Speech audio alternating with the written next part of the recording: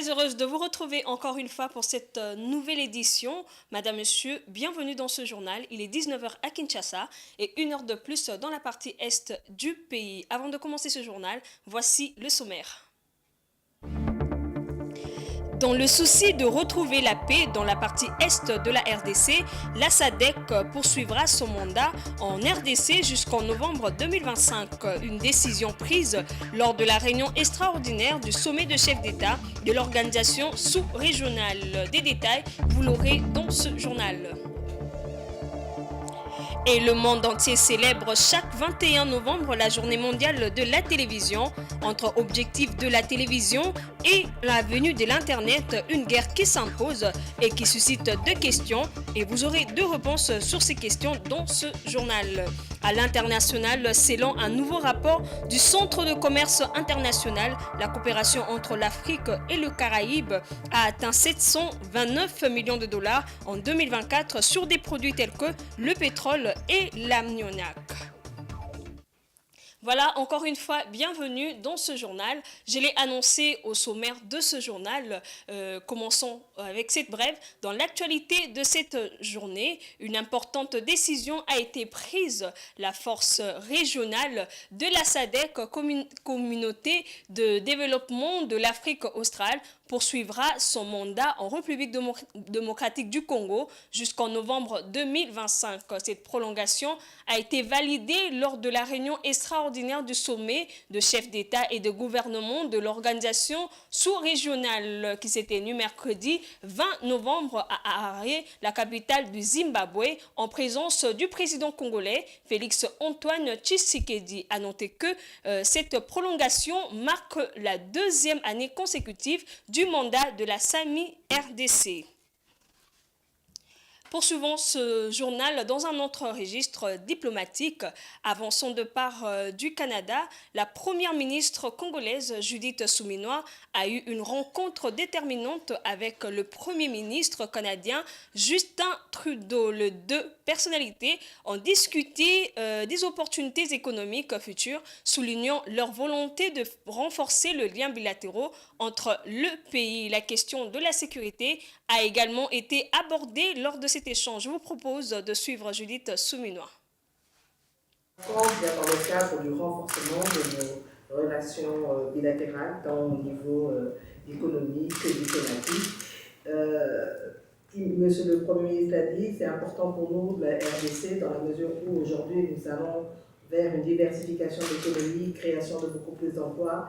Donc nous sommes à la recherche des investisseurs privés qui viendraient en République démocratique du Congo. Il y a déjà des investisseurs canadiens, notamment dans les mines, mais pour nous c'est aussi de pouvoir profiter de l'expérience, de l'expertise du Canada en matière d'économie verte, de diversification de l'économie, de la transition écologique. Je pense que vous avez une bonne expérience dessus, la formation professionnelle, et donc ces échanges, ça serait vraiment quelque chose sur lequel on pourrait renforcer notre coopération bilatérale, et aussi remercier le Canada, non seulement pour l'accueil, mais aussi pour toute la coopération qui se fait au niveau du pays. Le Canada est le 6e contributeur en appui humanitaire pour la République démocratique du Congo. Et donc pour nous, c'est l'occasion de pouvoir renforcer cette coopération, et on espère bientôt pouvoir aller vers une commission mixte où on pourra vraiment renforcer les accords entre nos deux pays.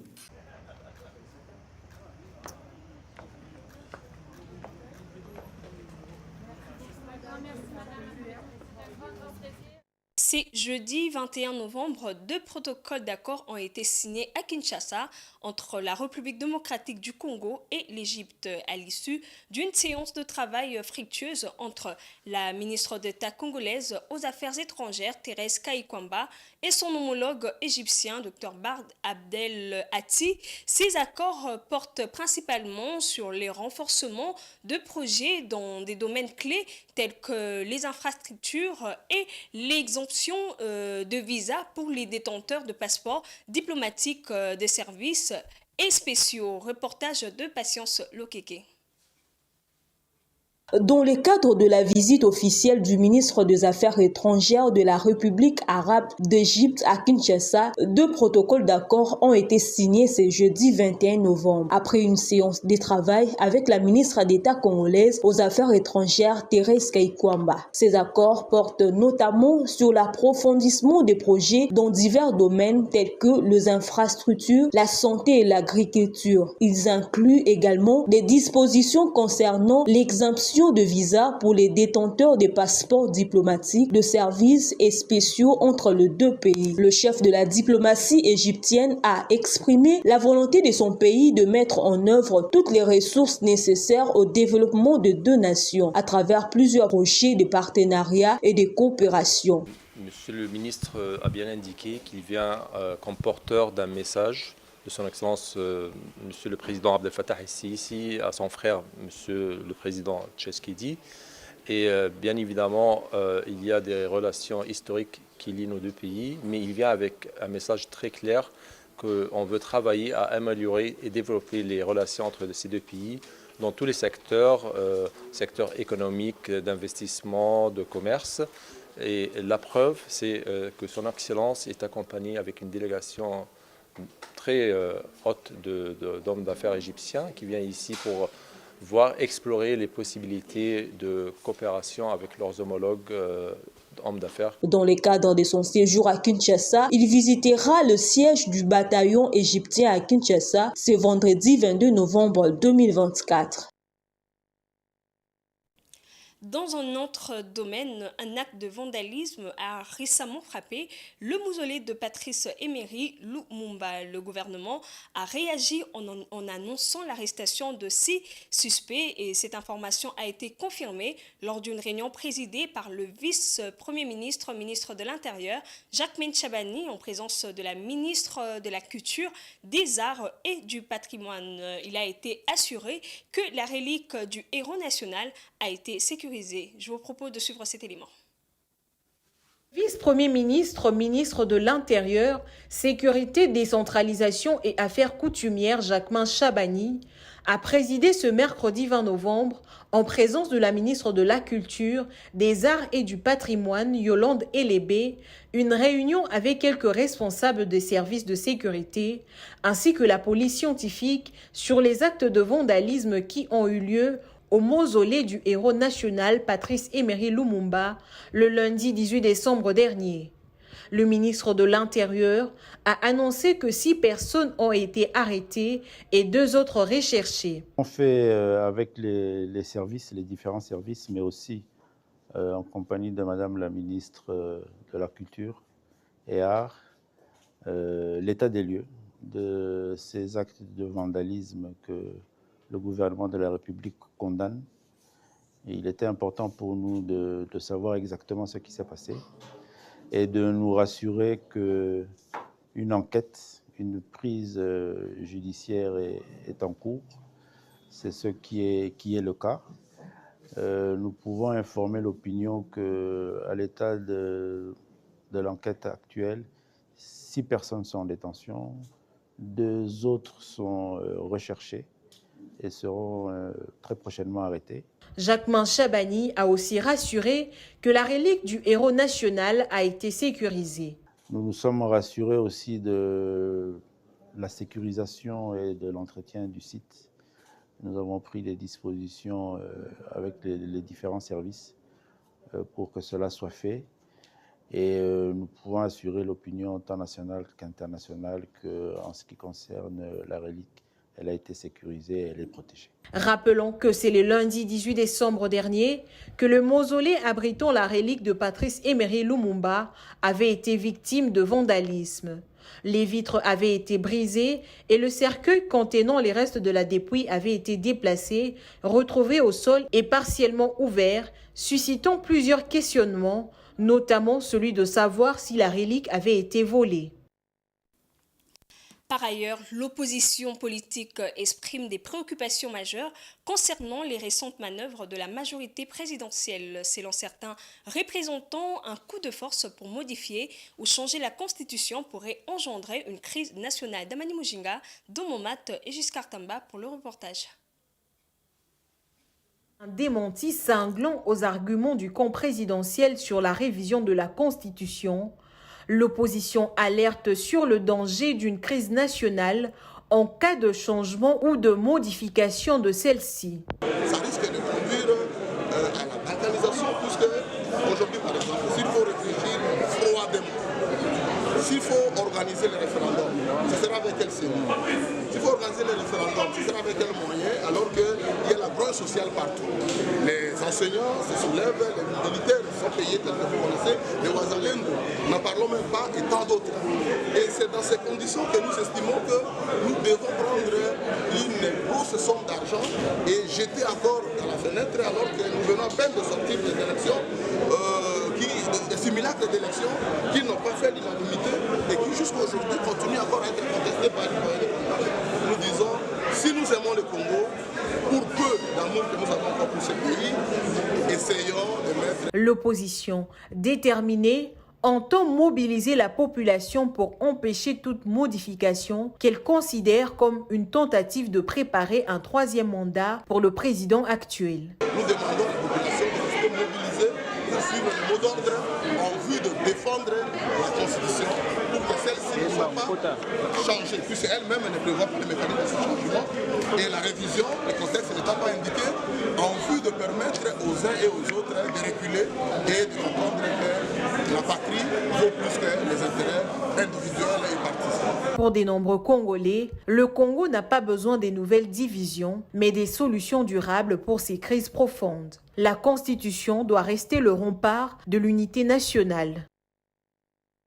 Je l'ai annoncé au sommaire de ce journal, le 21 novembre marque la célébration de la Journée mondiale de la télévision proclamée par l'Assemblée générale des Nations unies, et cette journée a pour objectif de promouvoir l'échange de programmes télévisés axés sur la paix, la sécurité et le développement. Cependant, l'arrivée d'Internet bouleverse ces paysages. Alors, la télévision pourra-t-elle continuer à tenir sa place face à cette concurrence numérique ?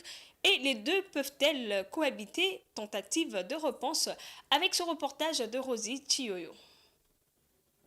Chaque 21 novembre, le monde célèbre la journée de la télévision. Autre canal de diffusion prise par des milliers de personnes, la télévision se voit aujourd'hui concurrencée par les réseaux sociaux, ces outils désormais en vogue pour la diffusion rapide et instantanée des contenus. Face à ces concurrents de taille, la télévision pourrait-elle un jour perdre sa place dans nos foyers? Et la télévision conserve encore sa place dans la mesure où l'Internet vient faciliter son travail et non constituer un obstacle. Donc la cohabitation, la coexistence est possible, mais l'Internet n'enlève rien de la valeur ni de la place qu'occupe la télévision depuis son apparition dans le monde. Comme c'est souvent le cas avec l'avènement d'un nouveau média, la radio face à la presse écrite, puis la télévision face à la radio, la télévision devra coexister avec l'Internet. L'apparition de l'Internet ne constitue pas un obstacle ni de la cohabitation ni de la coexistence de ces deux médias-là. La télévision reste un média traditionnel et aucun nouveau média ne pourra la lever de sa valeur. On peut l'utiliser sans Internet ou quand même procéder par l'usage par Internet pour la diffusion de ces différentes informations. Il est donc important de retenir que, malgré l'apparition d'Internet, la télévision a toujours un rôle crucial à jouer, notamment dans les pays les plus pauvres, car elle est moins coûteuse que l'accès à l'Internet. Sur les terrains sportifs, les finales de la Coupe du Congo de handball ont eu lieu ce mercredi 20 novembre au gymnase jumelé du stade de Martyrs. Chez les dames, le handball club Héritage a défendu son titre en battant le handball club Mazembe 32-29. En masculin, c'est la JSK qui a triomphé face à Scorpion avec un score de 29-19. Blaise Kouzola nous en dit plus.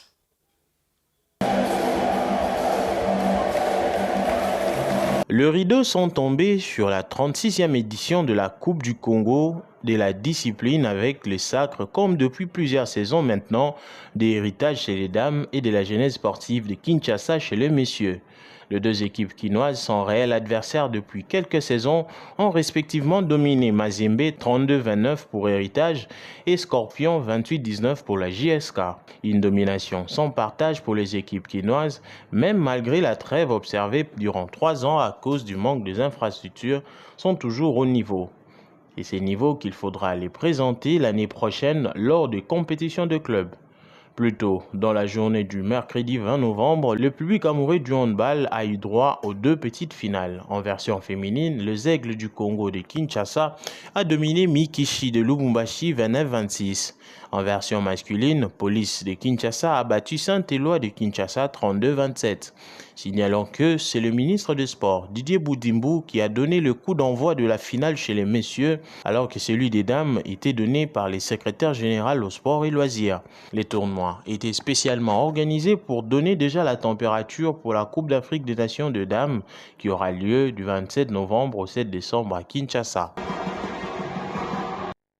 Restons toujours dans le handball. Le Léopard Senior Dames ont entamé ce jeudi 21 novembre 2024 leur dernier stage de préparation pour la Coupe d'Afrique des Nations qui débutera le 27 novembre prochain à Kinshasa. Et elles ont effectué leur première séance d'entraînement au gymnase jumelé du stade de Martyr. Blaise Kouzola nous livre les détails. Les Léopards handball senior dames de la République démocratique du Congo ont entamé la dernière étape de leur stage à Kinshasa ce jeudi 21 novembre 2024 avant le début de la compétition de la Coupe d'Afrique des Nations de handball prévue le 27 novembre 2024 au gymnase jumelé du stade de Martyr de la Pentecôte. Récemment, les joueuses basées en Europe ont participé à un stage au Portugal où elles ont montré une amélioration significative en remportant finalement une victoire 28-27 après 3 défaites serrées contre l'équipe portugaise.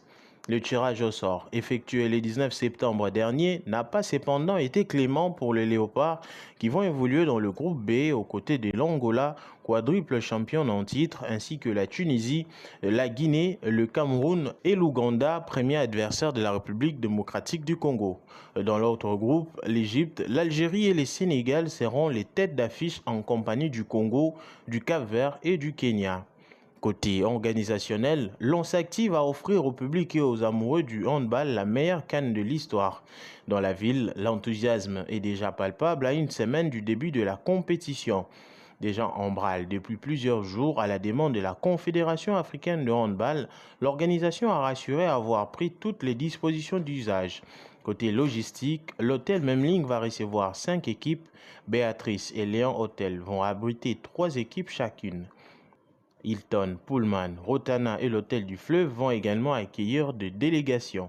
Les gymnases jumelés du stade de Martyr, lieu de rencontre, ont également suivi un coup de balai avec notamment le revêtement du sol. C'est avec cet élément de sport que nous clôturons avec la page nationale. Madame, Monsieur, traversons les frontières avec la page internationale.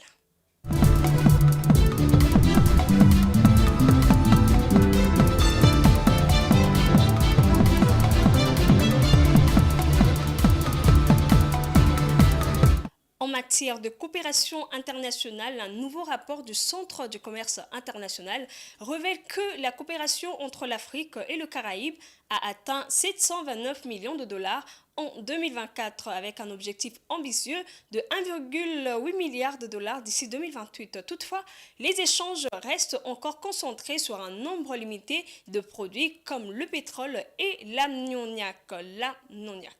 Ce qui nécessite de réformes tarifaires et logistiques. Suivez. En 2024, selon le Centre du commerce international, la coopération entre l'Afrique et les Caraïbes a atteint un volume de change bilatéraux de 729 millions de dollars. Cette coopération s'est renforcée autour de projets axés sur le développement durable, la résilience climatique et l'économie bleue pour exploiter durablement les ressources marines et diversifier l'économie. L'objectif fixé par l'ITC et la Banque africaine d'import-export est d'atteindre 1,8 milliard de dollars d'ici 2028, en améliorant bien sûr la logistique logistique et en facilitant les échanges. La Barbade, selon les rapports de l'ITC, joue un rôle central dans ces initiatives en promouvant des partenariats axés sur la gestion équitable des ressources et la réduction des inégalités. Les efforts conjoints visent également à maximiser l'impact du diaspora dans les développements humains et sociaux de deux régions, tout en soutenant les priorités telles que la justice et la lutte contre la pauvreté. Selon les données officielles, les exportations entre l'Afrique et les Caraïbes restent dominées par des produits limités tels que les pétroles bruts représentant 27% des exportations africaines, soit 232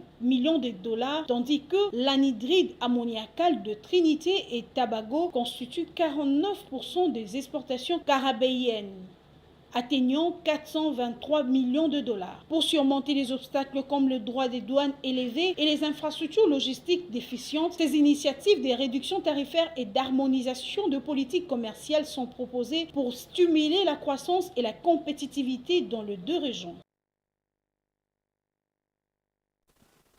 Toujours en Afrique, la Tunisie a lancé un projet visant à développer une plateforme nationale d'investissement. Cette initiative fait partie d'une stratégie plus large de numérisation et de simplification de démarches administratives avec l'objectif de stimuler les investissements directs étrangers qui ont atteint 675,6 millions de dollars au troisième trimestre 2024. Suivez.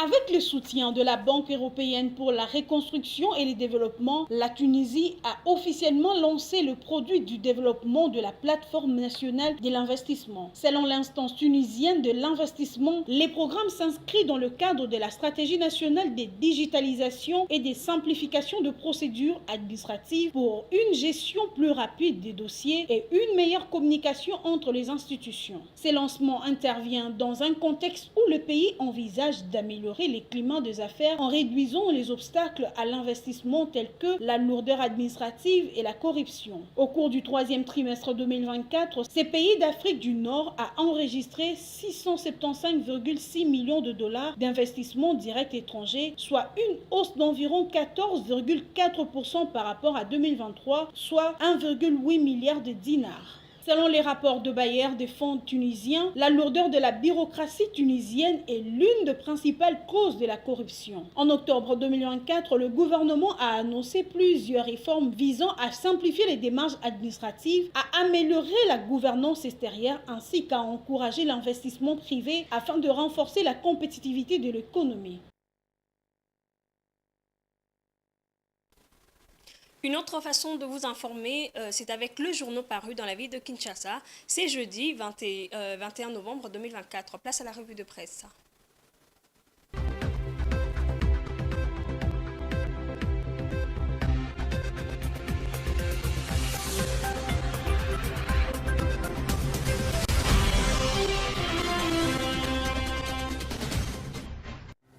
Bonsoir Madame, Monsieur, bienvenue dans cette revue de presse.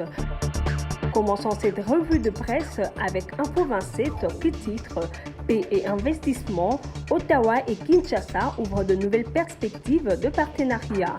À Ottawa, la première ministre de la RDC, Judith Suminwa, et la ministre canadienne des Affaires mondiales, Mélanie Joly, ont exploré des pistes pour approfondir les relations bilatérales. Les discussions ont été portées sur la nouvelle stratégie Canada-Afrique, les investissements, la paix dans la partie est du pays et la lutte contre les violences sexuelles. Un engagement partagé pour des actions concrètes visant la stabilité et le développement durable a marqué cet échange prometteur entre les deux nations. La paix dans l'est de la RDC, une priorité partagée et au-delà des questions économiques et diplomatiques, les discussions ont abordé les défis sécuritaires auxquels font face la RDC, particulièrement dans sa partie est. Le conflit récurrent, exacerbé par la présence de troupes étrangères, notamment rwandaises, ont suscité des échanges francs et constructifs entre Judith Suminwa et Mélanie Joly. Profondément préoccupée par la persistance de violences, Mélanie Joly a également mis l'accent sur la lutte contre les violences sexuelles et les violations de droits de l'homme, deux fléaux qui touchent particulièrement les femmes et les enfants dans les zones de conflit. Dans le même chapitre, Forum des As rajoute la mission du ministère des Affaires mondiales est de diriger les relations diplomatiques et consulaires, d'encourager les commerces internationaux du pays et de mener des efforts du Canada en matière de développement international et d'aide humanitaire. En accord avec sa politique d'aide internationale féministe, le Canada met également en œuvre un programme de développement en RDC qui priorise 3 piliers, à savoir l'égalité des genres et la lutte contre les violences sexuelles et fondée sur les genres, la santé, ainsi que la gouvernance inclusive et la protection des enfants. Soulignons également que la RDC est le 6e plus grand bénéficiaire de l'aide canadienne pour le développement. Forum des As titre, les États de la SADC s'engagent à accroître les efforts diplomatiques et militaires pour la paix en RDC. La capitale zimbabwéenne, Harare, a accueilli hier mercredi 20 novembre un sommet extraordinaire de chefs d'État et de gouvernement de la communauté de développement de l'Afrique australe, SADC en sigle. Cette rencontre a réuni plusieurs dirigeants africains, dont le président Félix Tshisekedi, pour discuter de la situation sécuritaire préoccupante dans l'est de la RDC, toujours marquée par les attaques du groupe terroriste M23 soutenu par le Rwanda. Dans son discours d'ouverture, le président zimbabwéen et actuel président en exercice de la SADC, Emerson Mnangagwa, a exprimé sa solidarité avec la RDC tout en soulignant que le peuple congolais mérite de vivre dans la paix et le développement. Il a aussi marqué un moment de recueillement en hommage aux Congolais tombés pendant ces conflits, soulignant le coût humain tragique de la guerre dans l'est de la RDC. La SADC, en tant qu'organisation régionale, s'est engagée à soutenir la RDC face à l'agression externe et à contribuer à la restauration de la paix. C'est un point de tension majeur dans la région de Grand Lac et les discussions à Harare ont permis de renforcer l'appel à une résolution pacifique et à une coopération internationale accrue.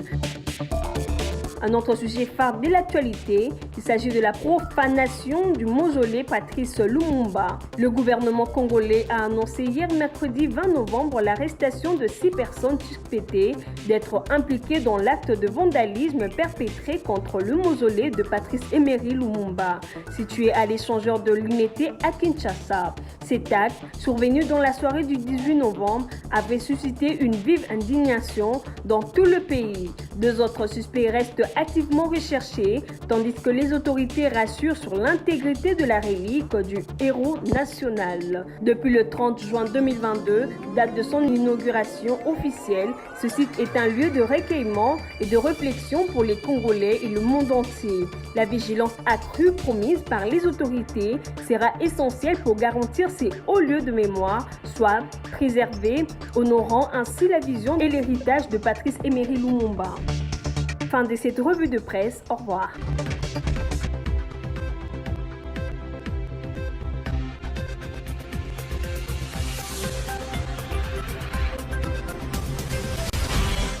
C'est la fin de ce journal, mais avant de vous quitter, voici le rappel de titres.